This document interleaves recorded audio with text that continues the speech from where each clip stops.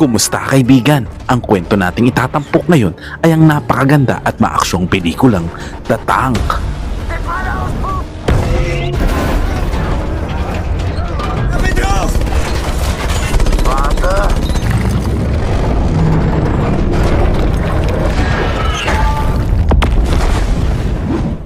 Nagsimula ang kwento noong 1943 sa Soviet Union, 8 buwan matapos ang labanan sa Stalingrad. Nang mga sandaling iyon, umaatras na ang hukbong Aleman at halos lahat ng sundalo ay bumabalik na.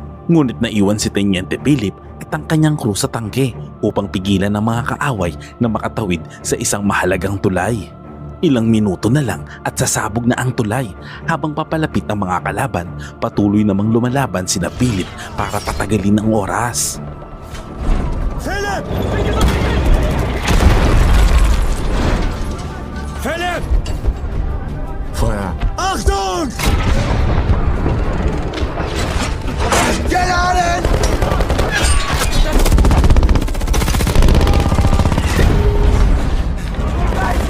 Eingestellt! Feuer! Achtung! Nang 5 minuto na lang ang natitira, inutusan niya ang kanyang mga tauhan na umatras.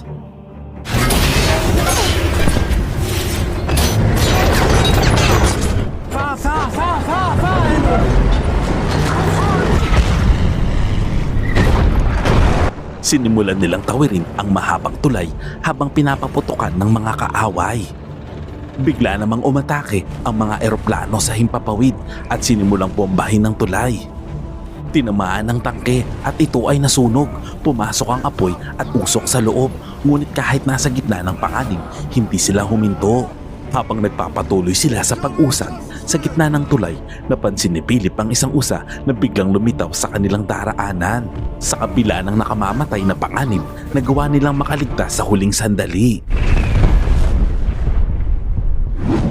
Sa ibang eksena, makikita na nakatanggap si Philip ng bagong order na tinatawag na Mission Labyrinth. Sa kabilang banda, makikita ang mga crew ni Philip na kasalukuyang inaayos ang kanilang tangke na nagtamo ng pinsala sa nakaraang engkwentro. Ilang sandali pa ay makikitang dumating si Philip at kinausap ang kanyang mga tauhan. Dito ay sinabi niya na kinansila ang kanilang bakasyon dahil kailangan nilang umalis kaagad sa araw ding iyon at magtungo pabalik sa silangan at tatawid sa Cell River at papasok sa No Man's Land. Ang kanilang lihim na misyon ay hanapin at ibalik si Colonel von Hindenburg.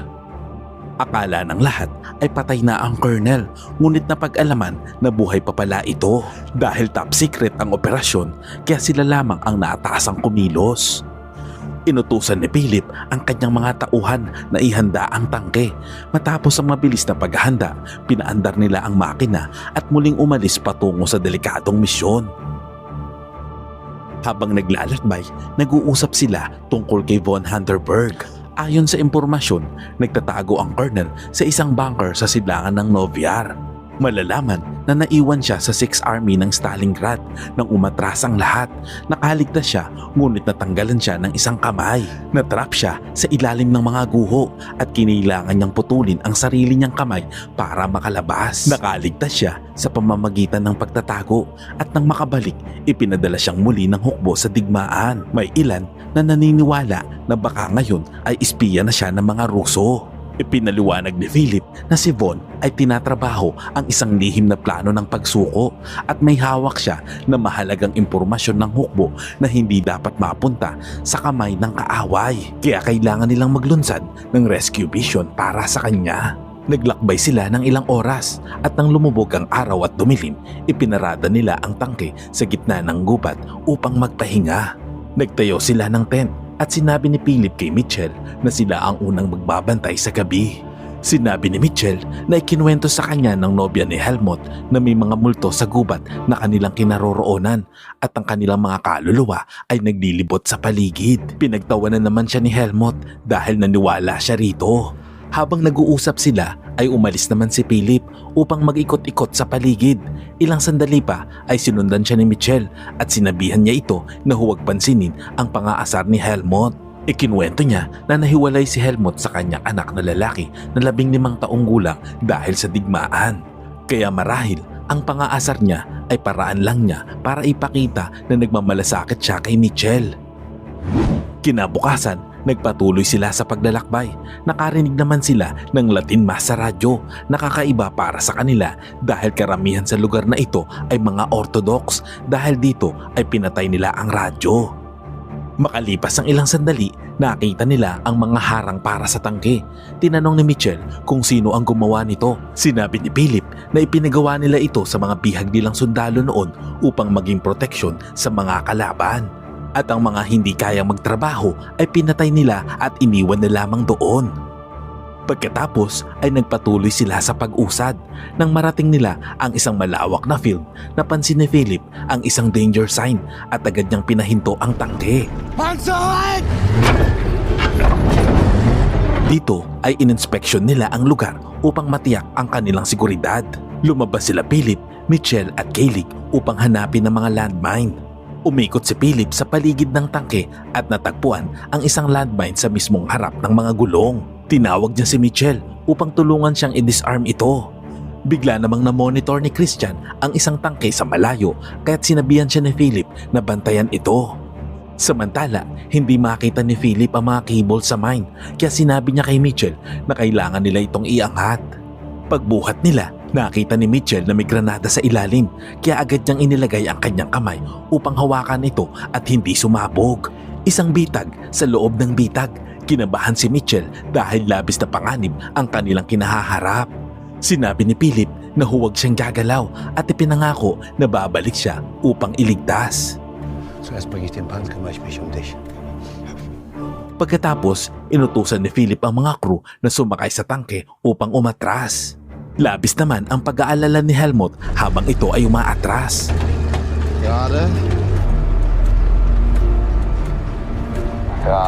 Ngunit sinabi ni Philip na mahalaga ang tangke kaya kailangan nila itong protektahan. Habang umaandar ang tangke paatras, kumuha si Philip ng lubid at nilapitan si Mitchell at itinali ito sa landmine.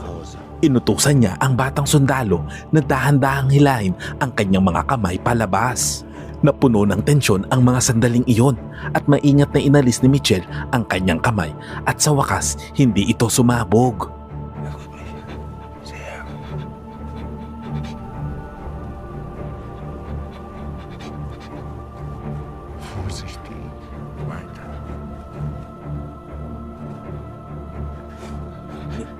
Pagkatapos, lahat sila ay lumipat sa likod ng tangke at binigyan ni Philip si Mitchell ng lubid at ipinaliwanag kung ano ang gagawin.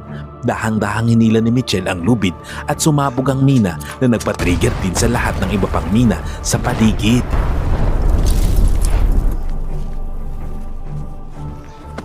Bumalik sila sa tangke at nagpatuloy sa pag-usad.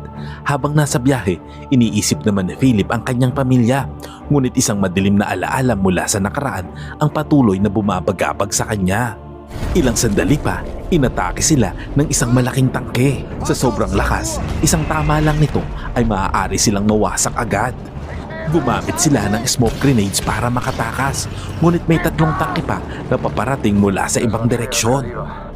Sa mga oras na iyon, kinailangan nilang pumili, bumalik o lumaban.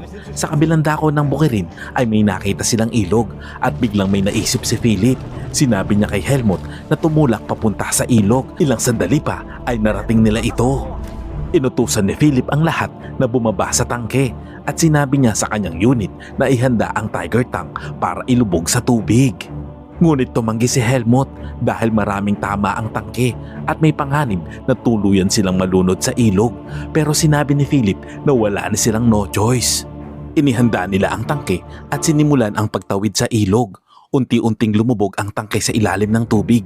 Ilang sandali pa, sinabi ni Philip kay Helmut na itigil ang tangke dahil masyadong malakas ang tunog ng makina nito. At isa pa, makikita ng mga kaaway ang usok na lumalabas dito. Ngunit muling tumanggi si Helmut. Iginiit nito na hindi na muling sisindi ang makina kung sakaling patayin nila ito at tuluyan silang malulubog sa tubig. Binigyan ng huling utos ni Philip si Helmut at sa huli, pinatay din ni Helmut ang makina. Teka kaibigan, Bago natin ipagpatuloy ay maaari ba akong makahingi ng like? Simpleng bagay lang yan pero napakalaking tulong sa akin yan. At kung hindi ka pa nakasubscribe sa aking channel ay pasubscribe naman po. Maraming salamat.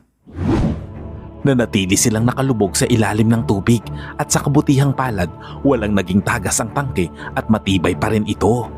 Sa sandaling iyon, narinig nila ang mga tangke ng kaaway sa ibabaw na dahan-dahang tumadaan sa paligid. Nagpasya si Philip na manatiling nakalubog upang mas maging ligtas. Pagkalipas ng ilang minuto, biglang pumasok ang tubig sa loob ng tangke kaya napilitan silang umahon sa ibabaw. In Ordnung. Wir durchqueren den Sprit auf der Suche nach einer Brücke. Kaya napilitan silang umahon sa ibabaw. Sinubukan ni Helmut na paandarin ng makina ngunit hindi ito gumana. Kinakabahan na ang lahat. Pagkatapos ng ilang pagtatangka, sa wakas ay gumana rin ang makina. Nagpatuloy sila at sa wakas ay nakatungtong sila sa kabilang bahagi ng ilog. Huminto ang tangke pagkatapos lahat sila ay bumaba mula dito at huminga ng maluwag at pakiramdam nila ay nakaligtas sila sa isang piyak na panganib. Makalipas ang ilang sandali, inutusan sila ni Philip na ihanda ang tangke para sa kanilang muling paglalakbay. Sinabi naman ni Helmut na aabot na lamang ang kanilang gasolina sa layong 20 kilometro. Inihanda nila ang tangke at muli itong pinatakbo para ipagpatuloy ang misyon.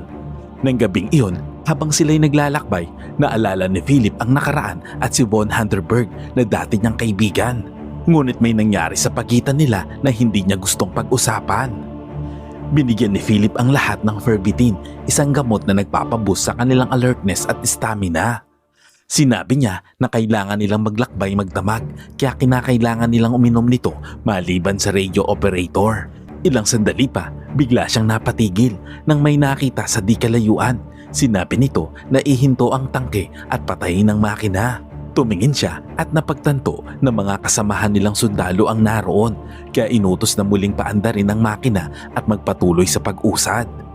Narating nila ang lugar. Inutos ni Philip sa kanyang mga tauhan na bumaba sa tangke at sumamang makipagkita sa namumunong opisyal. Sa paligid, makikita ang mga sundalong hinihila ang mga tao habang naglalagablab ang apoy sa iba't ibang bahagi ng lugar. Nakilala nila si Krebs, ang pinuno ng Senior Assault Unit. Humingi si Philip ng gasolina at mga supply. Nagtaka naman si Krebs kung ano ang ginagawa nila roon at sinabi ni Philip na sila ay nasa isang secret mission. Napansin ni Philip na dinadala ng mga sundalo ang mga lalaki, babae at bata papasok sa isang bahay. Sinabi ni Philip na alam niya na wala ng ibang tropa sa lugar na iyon. Sumagot naman si Krebs na ito ang kanilang secret mission. Ayon kay Krebs, kailangan nilang linisin ang buong lugar dahil pinaniniwala ang may mga lokal na residente na sumusuporta sa mga partisan. Ikinukulong nila ang lahat sa isang lugar at sinusunog ang mga ito ng buhay dahil mas madali iyon at nakakatipid pa sila ng bala. Pagkatapos ay aktwal nilang nakita na ikinulong ang huling mga natitirang tao sa loob ng bahay at sinunog ito. Pinanood nila ang apoy habang nagliliyab ang bahay. Sinabi ni Krebs na alam niyang may naaalala sila sa apoy na ito. Naaalala nilang lahat ang araw na iyon sa tulay noong muntik na silang masunog sa apoy. Ilang sandali pa, sinabi ng opisyal na dumating na ang kanilang gasolina at supply. Nagpaalam naman si Philip na aalis na sila at nagdesisyon na manatili sa kanilang tangke buong gabi. Pagkatapos makuha ang gasolina at supply, umalis na sila. Samantala, nagkwentuhan ng tropa habang kumakain sa loob ng tangke maliban kay Philip. Sinabi ni Weller na dati siyang gumagawa ng alak at si Kelly ay guro sa Latin at si Helmut ay driver ng tren. Ilang sandali pa, sinabi ni Kelly na sa tingin niya na ang lahat ng digmaan at mga utos sa kanila ay walang saysay. Sinabi naman ni Philip na ang mga utos sa kanila ang nagpapasibilisado sa tao. Pinatigil sila ni Helmut sa kanilang pag-uusap at sinabing ayaw niyang may nagtatalo sa loob ng kanyang Panzer. Pagkatapos ay masayang nagdiwang ang apat sa loob ng tangke. Ilang sandali pa, bumaba si Philip mula sa tangke at sumunod naman si Weller. Sinabi nito na gusto niyang makalimutan kung ano siya dati ayaw na niyang bumalik sa nakaraan, lalo na pagkatapos ng lahat ng nangyari. Sinabi ni Philip na wala siyang kasalanan at sinusunod lamang nila ang mga utos na ibinibigay sa kanila. Sinabi ni Weller na kapag natapos na ang lahat, dapat pumunta si Philip sa Austria upang makita ang kanyang paggawa ng alak. Sumang-ayon naman si Philip at tiniyak na pupunta siya. Kinabukasan, nagpatuloy sila patungo sa kanilang destinasyon. Halos marating na nila ito nang may makita silang wasak na bahay. Sinabi ni Philip sa lahat na manatiling alerto at dahan-dahang lumapit sa bahay.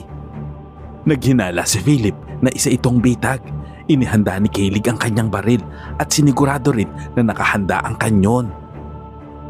Paglapit nila dito, biglang umatake ang napakalaking tangke. Agad namang inutusan ni Philip na i-reverse ang tangke at lumayo sa panganib. Mula sa ligtas na distansya, pinaputokan nila ang kalaban, ngunit wala itong naging epekto. Nalaman nilang ito ay isang Su-00, isang malaking tangke na isang tama lang nila mula rito ay siguradong wasak sila. Nagsimula silang magpaputok at sinabi ni Philip na lumipat at maghanap ng ibang anggulo. Pinaputok nila ang kanilang kanyon, ngunit masyadong matibay ang armor ng kalaban. Inutusan ni Philip na umabante at lapitan ito mula sa gilid. Nagawa namang masira ang exhaust ng kanilang tangke, kaya gumamit sila ng smoke grenades at umatras. Nang umatake ang kalaban, tumama ito kay Kayleigh at lahat sila ay nabigla at natakot. Direkter Durchschuss! Napansin nila na mabigat at mabagal ang kalabang tangke, kaya nag-utos si Philip sa kanyang mga tauhan na umusad at itutok ang kanyon sa mahinang bahagi ng kalaban. Umabante sila, huminto at handang magpaputok habang hinihintay ang tamang sandali. Umandar pasulong ang kalabang tangke, ngunit nahulog ito sa isang hukay na nabuo dahil sa mga pagsabog. Agad namang nag-utos si Philip na paputukan ito. Nang mga sandaling iyon, tuluyang nawasak ang tangke, ngunit malubhang nasugatan si Kayleigh. Isang matalim na piraso mula sa direktang tama ang tumagos sa kanyang katawan. Alam nilang kaunting oras na lang ang natitirang oras dito. Hiniling naman ni Kayleigh na nais niyang mamatay sa labas ng tangke at makalanghap ng sariwang hangin. Dahan-dahang inilabas ito ng tropa mula sa tangke. Pagkatapos ay tinanong nito si Philip kung personal ba ang problema nito kay von Handerberg. Habang unti-unti siyang nauubusan ng lakas, sinabi ni Kayleigh kay Philip na sumulat ito ng liham para kay Lucia at sa mga bata. Sinabi din ni Kayleigh na naaalala pa rin niya ang summer noong 1939 noong hindi pa nagsisimula ang lahat ng ito at kung gaano niya minahal ang pagtuturo. Pagkatapos ay tuluyan na itong nawalan ng buhay. Gumawa ang kanyang mga kaibigan ng libingan para sa kanya at inilibing siya dito. Matapos ang ilang sandaling pagluluksa, sinabi ni Philip na kailangan nilang ayusin ang tangke dahil nasira ang exhaust nito. Pagkatapos ay lumapit si Mitchell sa kalabang tangke at nakakita ng mga kakaibang bagay. Tinawag niya ang lahat upang tignan. Lahat ng sundalo dito ay kalansay na, napakabilis ng pagkasunog ng katawan at hindi ito normal. Nang makita ito ni Weller, sinabi niya na tama na at dapat na silang bumalik at sabihin na hindi nila nahanap si von Handerberg. Ngunit sinabi ni Philip na 20 kilometro na lang ang layo patungo sa kanilang misyon. Sinabi naman ni Helmut na mahihirapan silang ayusin ang exhaust ng tangke. Iginiit ni Philip kay Helmut na ayusin ang tangke gamit ang mga pyesa mula sa kalabang tangke. Ngunit ayon kay Helmut na maaari na lamang umandar ang tangke ng karagdagang 30 kilometro at sinabi naman ni Philip na may darating na supply sa bunker. Pagkatapos ng kanilang pagtatalo-talo, sinabi ni Weller kay Philip na kung si Von ay isang espiya, siya mismo ang papatay dito. Pagkatapos ay bumalik silang lahat upang ayusin ang kanilang sasakyan. Habang nag-aayos, tumingin si Philip sa mga katawan at bumalik sa kanya ang mga laala ng nakaraan. Ilang sandali pa na iayos nila ang tangke at muli silang umusad. Sinabi ni Philip kay Mitchell na buksan ang radyo. Nakarinig naman si Mitchell ng isang lalaki nagsasalita ng Latin. Ipinarinig niya ito sa lahat. Pagkatapos, sinabi ni Philip na patayin na ang radyo. Tinanong ni Weller kung hanggang kailan sila magmamaneho. Sumagot si Philip hanggang sa mahanap nila si Von Handerberg at maibalik ito. Sumagot naman si Weller na wala na siyang babalikan dahil patuloy ang hukbo sa pag-atras. Tinanong din ito kung bakit mahalaga si Von Handerberg. Sinabi naman ni Philip na maaaring magbigay ito ng mahalagang impormasyon. Habang naglalakbay, bumuhos ang ulan at muling naalala ni Philip ang isang nasusunog na gusali. Ilang sandali pa ay narating nila ang isang lugar at inutusan ni Philip na huminto ang tangke. Sinabi niya sa kanyang grupo na bumaba at dalhin ang kanilang mga sandata. Napansin ni Philip ang mga yapak sa lupa. Lumabas sila at sinundan ito. Napag-alaman nila na gawa ito ng mga sundalong Aleman. Sinundan nila ang landas at nakakita ng bitag na wire grenade. Gawa rin ito ng mga Aleman. Maingat nila itong tinawid at nagpatuloy sa pag-usad. Sa kanilang dinaraanan, nakakita sila ng mga napubulok na katawan ng mga paratrooper at inisip nila na may nauna ng mga sundalo sa misyong ito at hindi sila nagtagumpay. Natagpuan nila ang bunker at pumasok. Sa loob may ilang sundalong nagpa-party-party at sinabi ni Philip na nandito siya para iligtas si Von Handerberg. Sinabi ng sundalo na sundan siya, ngunit si Philip lamang. Habang naglalakad, naalala ni Philip ang araw na kailangan nilang umatras mula sa Neper at nakareceive siya noon ng isang telegrama. Samantala, dinala siya ng sundalo hanggang sa kalahati ng daan. Ipinakita ang natitirang landas at iniwan na siya. Sa wakas, nakita ni Philip ang kanyang kaibigan na si Von. Nagulat siya na buhay pa pala ang kaibigan. Sinabi ni Von na hinihintay niya talaga si Philip. Sumagot naman si Philip na naroon siya upang iligtas ito. Ngunit bigla namang tumawa ng malakas si Von. Sarkastiko nitong sinabi kay Philip na hindi ba ito nagtataka na ipinadala siya sa maliit na tangke para sunduin lamang siya. Bigla namang napaisip si Philip at sinabi pa ni Von na paano kung tumanggi siyang sumama. Sa kabilang banda, alam ni Von na pipilitin siya ni Philip na umalis upang kompletuhin ang misyon. Pagkatapos ay inanyayahan ni Von si Philip na kumain kasama siya. Habang nakaupo, tinanong ni Von si Philip kung ano ang nangyari sa Stalingrad.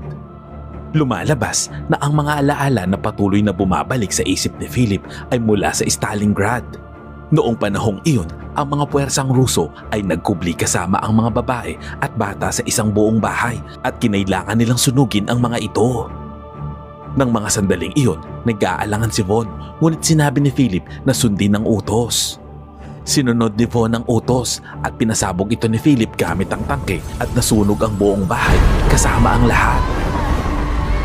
Upang mapagaan ang kanilang nararamdaman, sinabi ni Philip na hindi nila ito desisyon, ito ay utos na ibinigay sa kanila.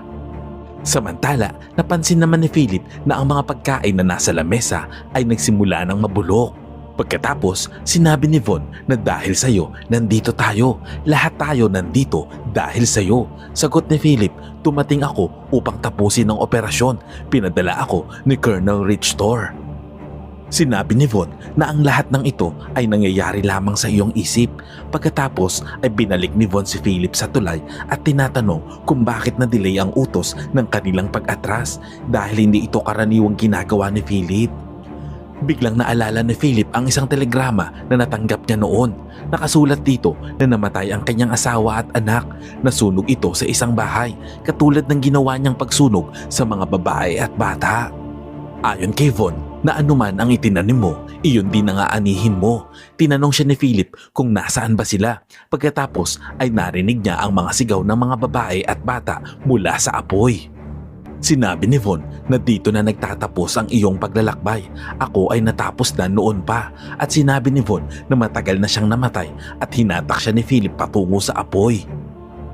Sa sandaling iyon, biglang bumalik si Philip sa realidad.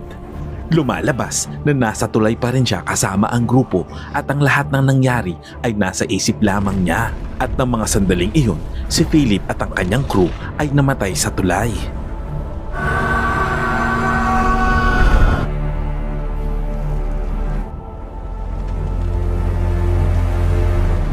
Ang moral lesson ng kwentong ito na kung ano ang ginawa mo sa kapwa mo ay siya ring gagawin sa iyo. Kaya humanda ang mga buhayang politiko dahil malapit na ang kanilang paghuhukom. Aray ko! Salamat kaibigan at umabot ka sa punto ng video na ito. Anong masasabi mo sa ending ng kwento? Kung nagustuhan mo ito, ay pwede ba akong makahingi ng like at pakitype naman sa comment section ang salitang Agnus Project. At kung bago ka naman sa ating munting channel, ay pasubscribe naman po bilang suporta. At para maipagpatuloy natin ang paghahatid ng magagandang movie recap, panoorin mo na rin po ang buong movie pag may time ka. Sana'y nagustuhan mo kaibigan ang kwentong ating itinampok. Kung magkagayon ay baka naman pwedeng pakilike ang videong ito at pasubscribe na rin sa aking channel. Kung hindi mo naman ito nagustuhan ay pwede mong pindutin ang dislike button ng 2 beses para makasigurado ka.